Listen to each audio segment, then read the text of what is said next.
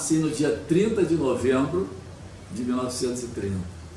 Isso porque a certidão de batismo, que é o único documento sério da minha vida, diz isso. Sou resultado do encontro de dois imigrantes portugueses que tinham vindo para o Brasil pelas razões daquela vida, porque estavam muito mal de vida e queriam fazer uma nova vida. O meu pai era de uma família de 14 irmãos, lá no alto da Serra da Estrela, uma cidadezinha chamada Manteigas, e o meu avô era operário em construção. Aí caiu uma tábua na cabeça dele e morreu. Uma coisa dele. Aí eles eram 12 mulheres e 2 homens. Aí ficaram os 14 filhos com a mãe e não tinha como viver. Então, os 2 homens decidiram ir para o exterior para ganhar dinheiro, para construir uma casa para a família. Um foi para Angola e o outro veio para o Brasil. E o que veio para o Brasil, aqui encontrou uma outra portuguesa. O passaporte dela dizia Margarida Datilógrafa. A mãe dela era empregada doméstica numa casa de ricos. Ela era filha do dono da casa, então ela teve uma filha, e aí criou-se uma situação. Depois que a filha morreu, ela resolveu vir embora para o Brasil. Aí os dois se encontraram, começam a viver juntos. Aí eu nasço. Uma vida, eu morava numa cabeça de porco. Já havia favelas, mas pobre morava em casa de porco. Eram casas grandes do tempo da colônia, que eram divididas em quartos pequenos, sem banheiro, né? E morava cada família num quarto. Naquele tempo não tinha INSS, não tinha assistência médica gratuita. A minha mãe foi parir lá na Promatre, uma maternidade para senhoras ricas, ali na saúde, mas que mantinha uma enfermaria de indigentes. Eu nasci lá e aí vem a parte da qual eu me orgulho. Eu sou um dos 40 mil cariocas que Dona Leonor, parteira da Promatre, botou no mundo. E Dona Leonor, ela tinha uma característica, ela dizia que mulher tinha de parir na cama. Nada de cadeira, nada de... tinha de ir para a cama e ela ia lá e tirava o que ele disse. Nunca perdia um carioca. Ela teve 40 mil crianças que eram carioca e até hoje o Rio de Janeiro não prestou uma homenagem séria à Dona Leonor. Quando eu estava na prefeitura, eu pensei em dar aquela praça ali, mas a praça se chama Jornal do Comércio. Olha. Eu não podia pedir, tirar o nome do Jornal do Comércio, que o prefeito ia fazer, né? Não sei exatamente quando. Os dois ficaram tuberculosos. Deu uma epidemia de tuberculose aqui no Rio de Janeiro. E eu estava morando nessa época num cortiço, que era ali na Praça da República. O meu pai era motorista de táxi, trabalhava por diária. E ele parava em frente de uma ilha, de uma leiteria que tinha na rua do Rio Branco, que ficava aberta até 1h da manhã. Naquela época, aquela área toda ali da Praça Tiradentes e os arredores, era uma área de teatro. Tinha o João Caetano, o São José, o Recreio e tinha o República, ali na Avenida Gomes Freire. E o República, ele sempre tinha companhias portuguesas. E minha madrinha veio como corista. Então, esse dono da leiteria, que também era um português analfabeto, que tinha vindo para cá trabalhar como leiteiro e tinha conseguido comprar a leiteria, foi convidado pelo meu pai para ser meu padrinho de batismo. Padrinho em Portugal era uma coisa séria, porque o padrinho, quando batizava uma criança, ele estava dizendo que ele seria o pai substituto. E foi o que aconteceu. Aí morreu meu pai, ele ficou ajudando minha mãe, mandava a minha mãe buscar leite na leiteria dele. Olha, era lá na Praça da República, a leiteria era na esquina da Lavradia com a Costura do Rio Branco. E quem ia buscar a leite, minha mãe ficou tuberculosa também. As pessoas não acreditam que eu com 3 anos saía de casa com uma leiteira e ia ali na Praça da República, ia pela Constituição e atravessava 2 ruas. E como é que eu atravessava? Eu pegava a primeira pessoa e pedia para me atravessar, aquela instrução da minha mãe: você não atravessa, hein? Você pede alguém para te atravessar. Aí eu atravessava ali e atravessava a Escura Rio Branco para pegar leite, eu tomar, e aí eu levava para minha mãe. E foi assim que ela viveu mais meses depois da morte do meu pai. E uma noite, ela teve uma hemoptise, eu dormi abraçado com ela, né? O que me ajudou é que tinha uma senhora negra que morava no outro quarto. ela era enorme, tinha uns seios maravilhosos. Eu vagamente, porque eu sei que ela pegava o menino dela num braço, e eu no outro, e cada um mamava numa mão. Ficávamos aí e eu perdi a pista. Uma coisa desagradável da minha vida era esse meu irmão de leite, se ele sobreviveu, onde que ele está. Enfim, ela morreu às 11h30 da noite. Aí eu comecei a chorar, a berrar dentro da casa. Como veio essa senhora, e vieram os outros moradores, arrombaram a porta e chamaram a polícia. Sei lá. Aí a polícia chegou, deram um banho no cadáver e tal, e levaram. Minha mãe foi enterrada como indigente. E eu fui levado para a delegacia, a 10ª que ficava ali, né? Em frente à leiteria do meu padrinho. Quando ele foi abrir a leiteria, 6h30 da manhã, soube da morte da minha mãe e que eu estava na delegacia. Aí ele atravessou a rua, perguntou por mim, o delegado disse, tá ali, aí mostrou, eu estava num sofá, deitado lá. Aí o velho Augusto, esse português, disse, posso levar? Pode. E aí ele me adotou dessa maneira mais informal possível, pegou no colo e me levou para a casa dele. E aí foi ele que me cuidou de mim, né? E sem documento, né? Do cachorro, meu documento original. Nem sabia que meu pai tinha me registrado nem nada. Eu só fui ter outro documento, quer dizer, na hora que eu terminei o primário, eu fiz todo ele, primeiro numa escola particular interna e depois na escola Celestino da Silva, ali na Rua do Lavradio. Eu fui para a escola pública fazer o 5º ano, porque eu tinha terminado o primário com 9 anos só. Eu tinha de ter mais idade que eu tinha de registrar com mais um ano. Então ela me registrou, ela sabia pela certidão de batismo o dia que eu tinha nascido, botou 30 de novembro e me deu mais um ano. E eu atravessei a vida com essa certidão. Aí eu resolvi, depois de velho, procurar. Pô, não é possível que meu pai não tenha me registrado, né, pô? Ele era duro, mas não era caro. Aí eu fui, quando fui tirar a certidão, porque estava lá 7 de dezembro. Pô, por que é? Aí na justiça me falou, nessa época, tinha só 7 dias para registrar de graça. Meu pai deve ter ido lá, foi no dia 10, que é o dia que foi tirado a certidão. Disseram a ele que aí não era mais de graça, tinha de pagar. Como ele estava duro, ele me botou nascido no dia 7 para não pagar. Então, inventou essa data, 7 de dezembro de 1930. Então, neste momento, eu tenho 2 documentos de identidade. Um que diz que eu nasci no dia 30 de novembro e tem a carteira de advogado, que diz que eu nasci no dia 7 de dezembro. Aí, quando tive essa pesquisa, aí consegui descobrir a morte da minha mãe pela Santa Casa, que tem um registro muito precioso. A Santa Casa nós temos a obrigação de preservar, porque é uma instituição que faz parte da história do Rio de Janeiro. E lá eu encontrei a certidão de óbito da minha mãe. Ela foi enterrada como indigente.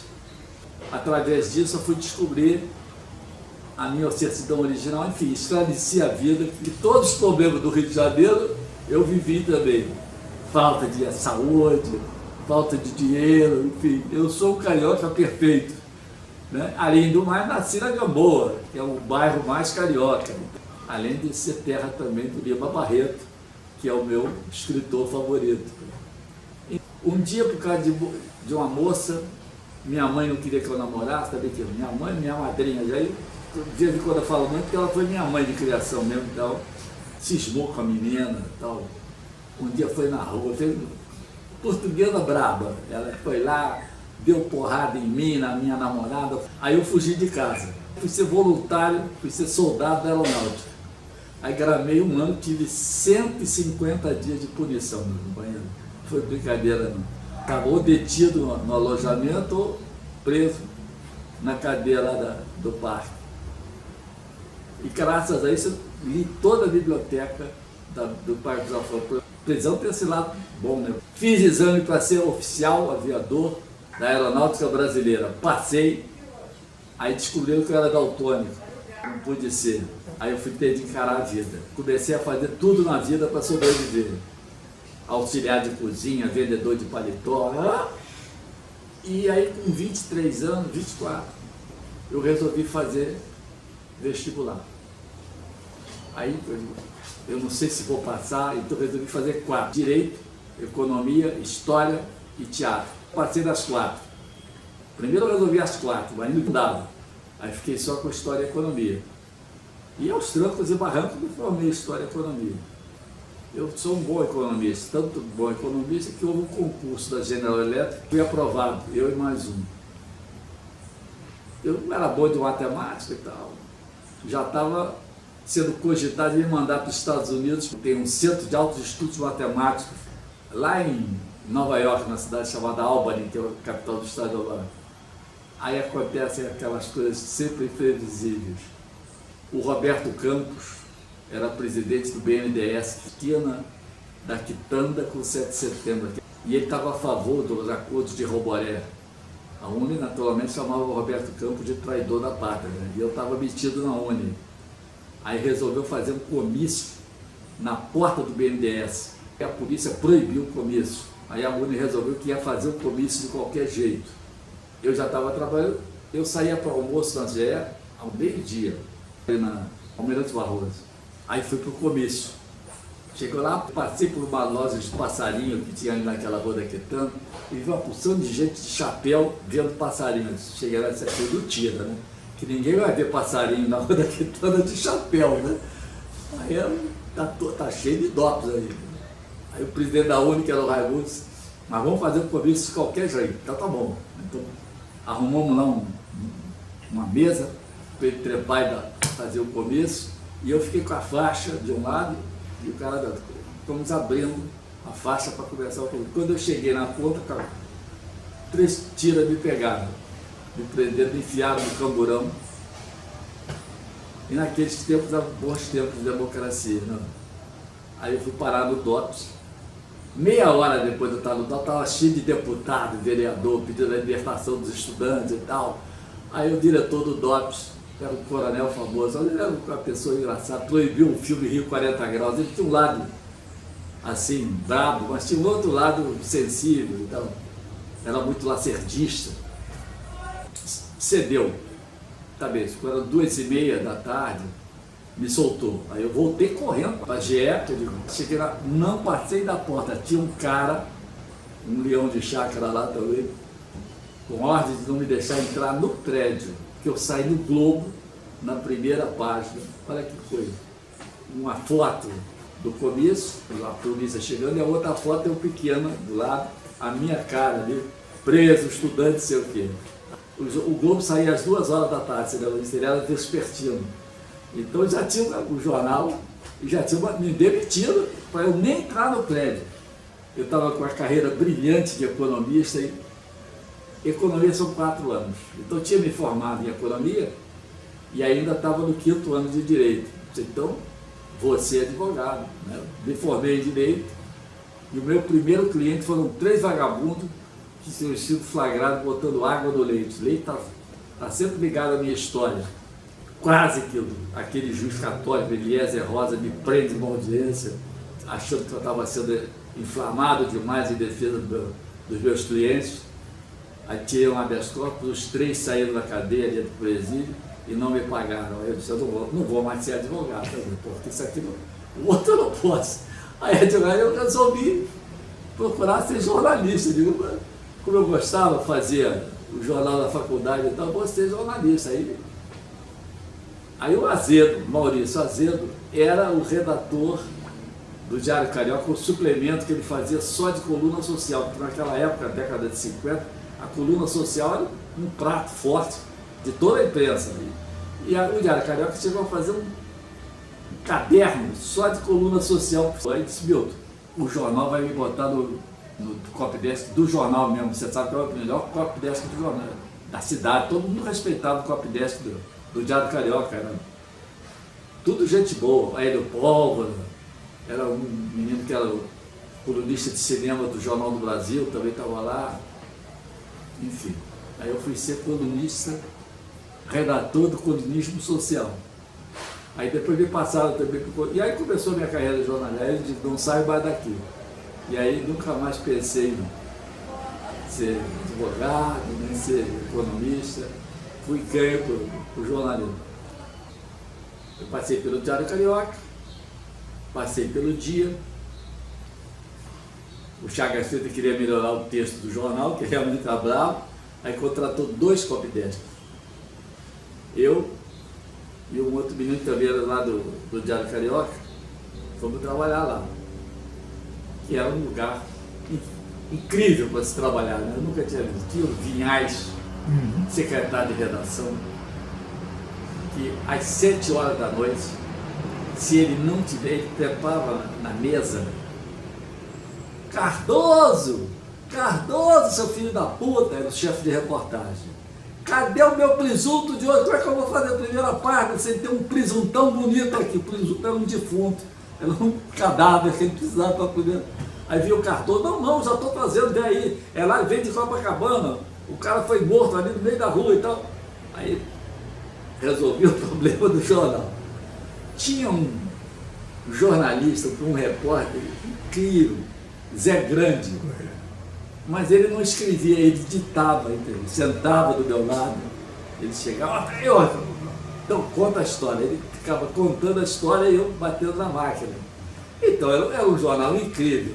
O Vinhais, aí ele ficava assim: Cardoso, seu filho da puta, cadê meu cadáver? Não tenho ainda o presunto, liga para minha mulher, se suicidou, se ela matou alguém, mas eu quero o presunto aqui na minha frente. Milton, conta, seria sido do Vinhais aquela manchete que o Dia deu? O cachorro fez mal. A mãe sem motivo justo foi da luta. Essa foi a maior de todas, mas teve várias. O cachorro fez mal a moça. O cachorro fez mal a moça. A moça comprou um cachorro quente. O cachorro fez mal a moça, foi do Vinhais. Enfim, eu estava lá nesse manicômio que era a redação do Dia. E a violada no auditório também. Enfim, o Pinheiro Júnior me convidou para ir para a Última Hora. Bom, aí eu já não era nada, eu gostava do Dia, era divertido, mas a Última Hora ele pagava mais, o Dia pagava mal, que era o salário do Dia era muito ruim. E era um jornalzinho nada mais maneiro, né? Aí, em fevereiro, acontece uma coisa que mudou a minha vida. Uma menina de programa em Copacabana, Alzerinha, ela estava no Otton Hotel em São Paulo, no 2º ou 3º andar, e ninguém sabe porquê, a gente também não soube. Ela pulou de lá e se suicidou. E aí chegou a matéria disso, de São Paulo, foi para mim, e eu comecei a trabalhar e tal. Aí no meio desse trabalho, veio o chefe de redação, que era o Humberto Alencar. Olha, o chefe está aí, o Samuel veio aqui porque Samuel nunca aparecia no jornal à noite, vinha só durante o dia. Mas ele quer fazer essa matéria da Alzerinha que está com você, porque ele tinha lá umas coisinhas, ele gostava dela, fez programinha para a menina, né? Uma menininha de programa. E ele está sensibilizado com o suicídio dela, que faz questão de escrever essa matéria. Ah, tá bem. Eu fiquei meio pissudo da vida, porque eu estava gostando da matéria, uma matéria boa, né? Na hora que viu a matéria dele, a gente acaba. Aquelas coisas de jornalista, né? Que ninguém explica, ninguém entende. Aí ele levou a matéria para o Samuel. Aí o Samuel fez a matéria e trouxe. Aí eu disse para o Humberto: você me desculpa, mas a minha matéria é melhor que a do Samuel. E o meu título é muito melhor que o dele. Aí o Humberto, que é um sacana, um cearense sacana: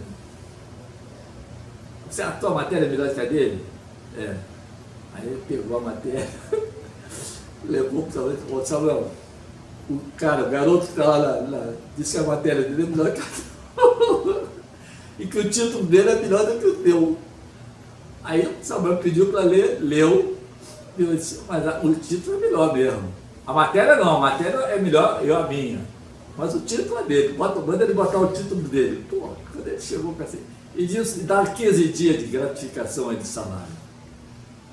La Dolce Vita, que estava fazendo sucesso no cinema, La Dolce Vita matou a Alzerinha. E foi assim que eu virei jornalista, companheiro. Uma hora de Pernambuco lá, com o Aí eu fui para Pernambuco, o Samuel sabia que eu era da mente esquerda, que eu achou que era a pessoa ideal para ele mandar lá para ser o chefe de redação para fazer a campanha do Arraes. E para dirigir o jornal, trouxe o Múcio Borges da Fonseca de São Paulo. Acho que fomos parte importante da vitória do Miguel Arraes. O principal de tudo, que pouca gente sabe, é que nós garantimos a eleição do Arraes para não ser roubado. Depois o Samuel veio, me engabelou, disse que eu ia embora porque eu tinha havido um dissídio coletivo, aí eu já era jornalista pernambucano, e ganhou, e para chegar, eu me lembro, 210 mil reais. Quando cheguei aqui, o chefe de redação da Última Hora me chamou: Milton, você vai ficar como chefe de reportagem aqui, o Irã vai sair. Quanto você ganha? Eu ganho 230.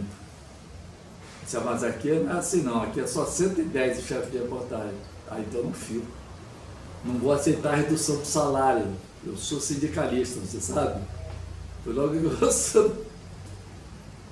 Resultado: saí da Última Hora, movi uma ação contra eles, ganhei.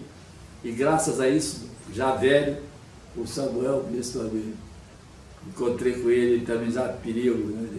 Eu depois de preso e ele depois de toda a experiência desse. Milton, você é danado mesmo. Você era um sindicalista mesmo, com aquela conversa. A vida de jornalismo foi muito interessante. Eu fiz jornal em Goiânia, fiz jornal em Pernambuco, em Alagoas, em São Paulo, fiz projetos de jornal para Paraná, nunca mais saí disso. Eu voltei para Pernambuco, depois de sair da Última Hora, tinha gostado de Pernambuco, e fui para lá. O Jornal do Comércio me convidou para fazer um diário vespertino em Recife.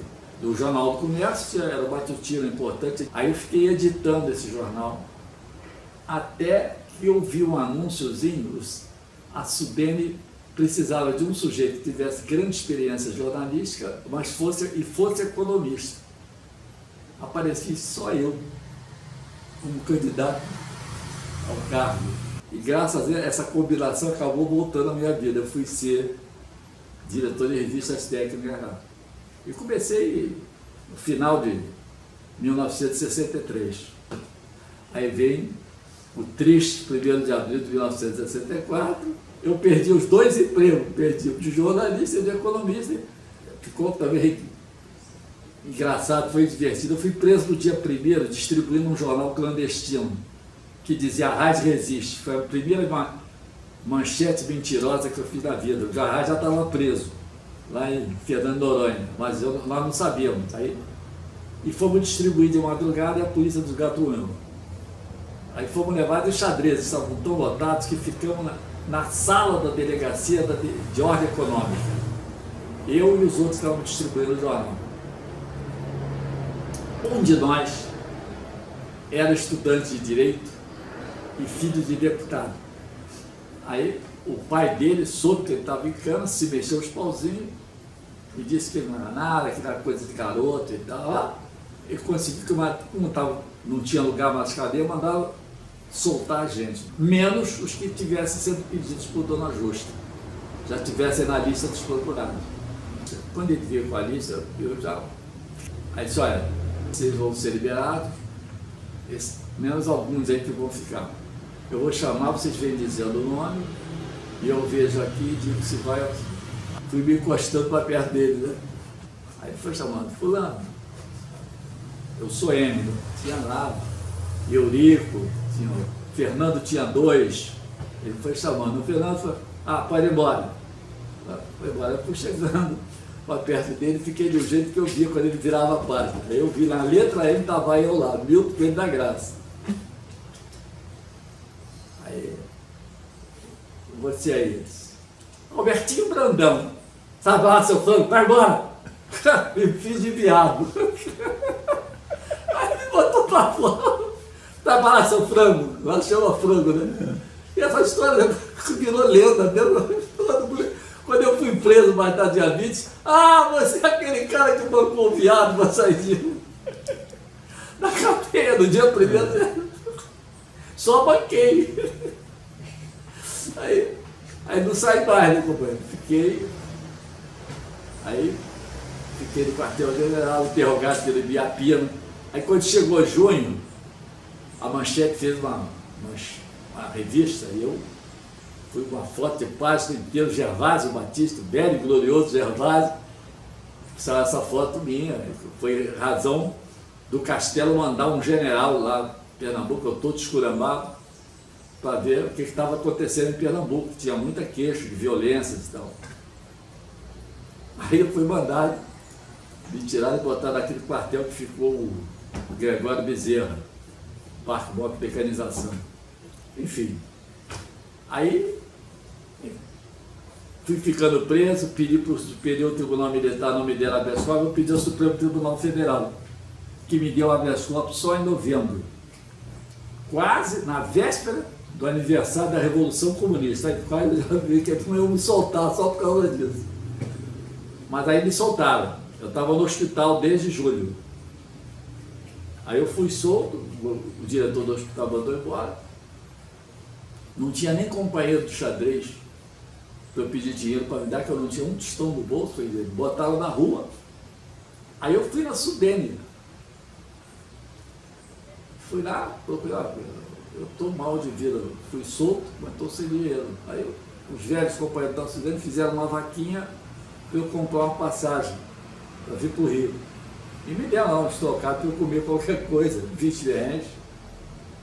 Aí eu peguei um avião e cheguei 6 horas da tarde no Santos Dumont. E aí fui a pé, até o Diário Carioca, dei a Avenida Rio Branco toda, que o dinheiro não dava, eu comia ou eu pagava, não tinha dinheiro para pagar táxi. Aí cheguei lá porque o Zuenir, eu sabia que o Zuenir era o chefe de redação, e o diretor, Dr. Prudente Moraes Neto, ele escrevia um artigo todo dia pedindo mais dureza do presidente da República. Castelo Branco estava sendo frouxo, tem que ser mais rigoroso com os comunistas. Mas eu não sabia, nunca tinha visto ele. Eu fui lá porque o Zuenir era o chefe de redação. Aí eu entrei na redação. Quando o Zuenir veio me dar um abraço, uma porrada de jeito da redação dele. Aí, quando o Fernando Pessoa, que era top 10, vai, olha para mim e me dá o único apelido que nem esse colou, mas foi o que eu mais. Milton Lagartixa! Porque eu estava tão branco, você está tão branco que parece uma lagartixa. Aí, converso com o Zuenir ali, é o seguinte, eu estou desempregado, eu preciso trabalhar. Estou chegando sem um tostão no bolso, tá? Vou arranjar para você um lugar. Vou falar com o doutor Prudente, foi lá dentro, falou com o doutor Prudente, voltou isso. O doutor Prudente mandou te pagar. Você pode começar quando? Eu digo, amanhã. Então você vem amanhã para o COP, mas ele quer falar com você. Aí eu entrei. Aí o velho Prudente começou a chorar quando me viu. Assim, é aquele choro envergonhado, né? Eu não sabia que você estava assim, mas você está aqui, você é nosso, você é do jornal. Eu sei que você vai ser muito bom para o Diário Carioca. Então me elogiou, eu nunca tinha ele visto. E foi assim que eu voltei para a imprensa. Eu cheguei da cadeia em novembro de 64. Eu estava no Diário Carioca. Aí o ministro da Justiça, o Juraci Magalhães, veio ao Ministério da Justiça e pediu uma reunião com todos os donos de jornal. Ele trouxe uma lista de 64 nomes que não podiam ser copydesk. Copydesk é o cabeça do jornal. O que sai no jornal passa pelo copydesk. O redator que coloca todas as matérias na linha do jornal. Aqui não pode ter comunista. Aí o doutor Roberto interrompe ele e faz a série de declaração dele. Olha, ministro, eu entendo, mas eu queria dizer para o senhor assim, só pode deixar que lá dos comunistas do Globo eu tomo conta, o senhor toma conta dos outros. Bom, quem ajudou a fazer essa lista e confessou para mim foi o Raul Judicelli, que curiosamente a minha vida sempre me recomendou para ser, eu jogava pôquer com ele. E ele me arranjou, deu meu nome para ser redator-chefe da Joia. Ele ajudou, ele não me dedou lá, não fez nada. Aliás, o Adolfo também não atenderia ele. Mas quem me recomendou foi o Alessandro Porro, que era o diretor da revista. Aí me convidaram para ser chefe de redação de Joia, uma revista feminina. Eu não posso, mais salário. Aí eu fui trabalhar no Bloco. no início logo de sair do Diário Carioca e fui trabalhar na revista Joia como chefe de redação.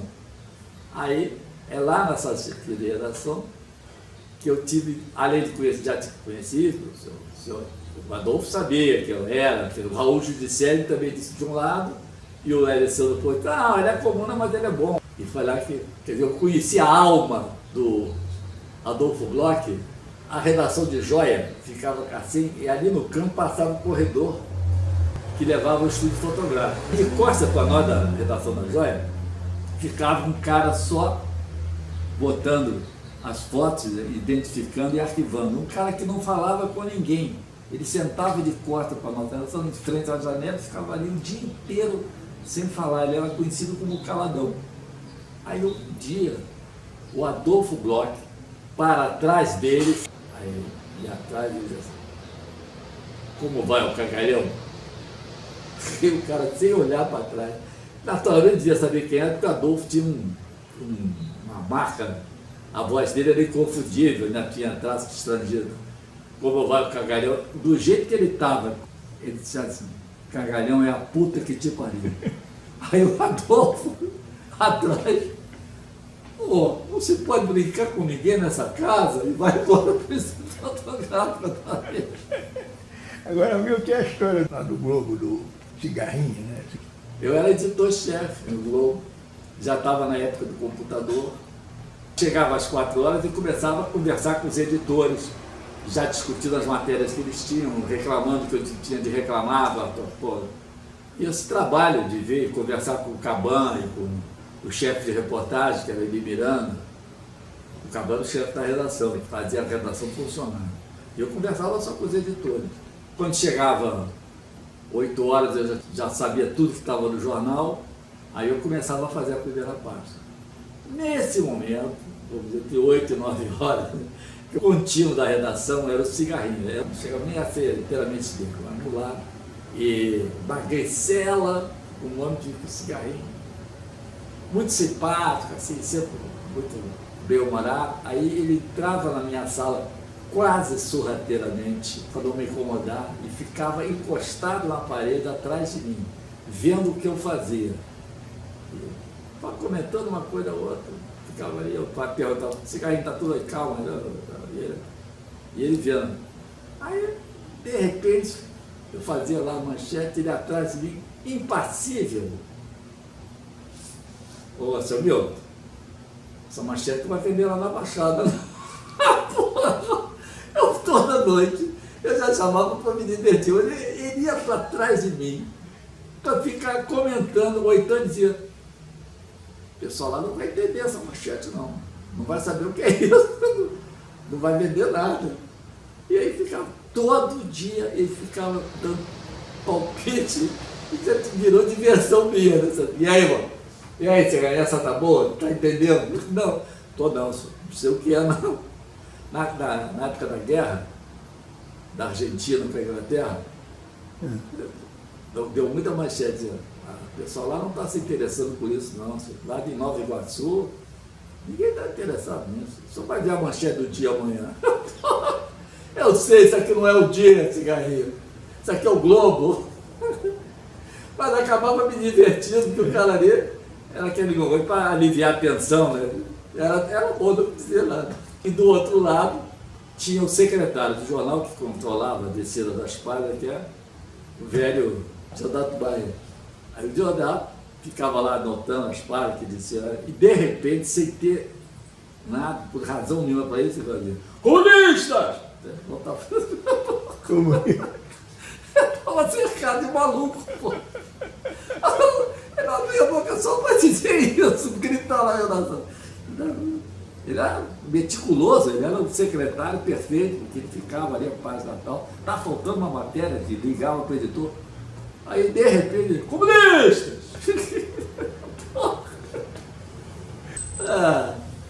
E na reportagem tinha o Eli Moreira, que também era outra grande figura. Eu ligava, Eli, pô, não tem nenhuma matéria local aí? Não. Aliás, posso contar uma história do Globo? O Sarmento, o velho Sarmento, vivia bêbado, ele passou o vício na mulher. Era ele e a mulher bêbada. Aí quando ele começava a fazer tratamento, a mulher não fazia, aí a mulher botava ele na bebida. E aí ficaram nesse jogo. Quando ele estava, ela não estava, ficava, aí ela ficava, não deixava de sair. Os dois ficaram, morreu de bebedeira, todos dois. Mas ele tinha uma sensibilidade, cascateiro, precisa tomar um cuidado com ele, porque ele era cascateiro, tinha de chamar de Sarmento, isso aqui aconteceu mesmo. Ele introduzia facetas emocionais onde não existiam, mas ele colocava lá, a mãe tristonha que estava na janela, fazia sempre uma coisinha assim, bom texto. Aí fecha aqui no Rio de Janeiro o Dancing Brasil. Ali na Rio Branco tinha o Brasil e o Avenida, só abria à noite. Dancing era um lugar onde tinha moças para dançar. Você entrava, tinha um cartãozinho, você tirava uma moça para dançar, dançava. Só podia dançar, não tinha sacanagem nenhuma não. Aí a moça, você dava o cartão, picotava, e aí na saída você pagava, e aí dali as meninas que dançavam recebiam pelas vezes que dançavam. Quer dizer, as mais bonitinhas ganhavam mais, os que dançavam bem, né? E aquilo fechou um dia o Brasil. Olha, acabava, o outro também acabou. E aí aquilo lá abria à noite, então ia ser segundo clichê. Eu tinha de botar um repórter para fazer essa, mas eu pensei bem, falei com o Cabana. Acabou, eu acho que o cara para fazer isso é o Sarmento. Cabana achou também.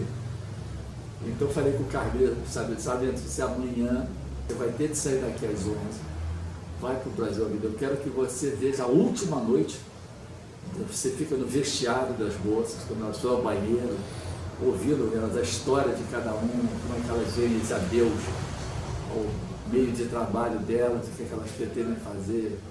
Agora, nada de cascata, porra. Tem uma matéria sentimental, que quem andou já lá, quem dançou com as meninas, vai ter uma gota de lágrima. E quem nunca foi, teve vontade de trabalhar lá com menina, também fica, enfim, que é o sentimento dessa matéria.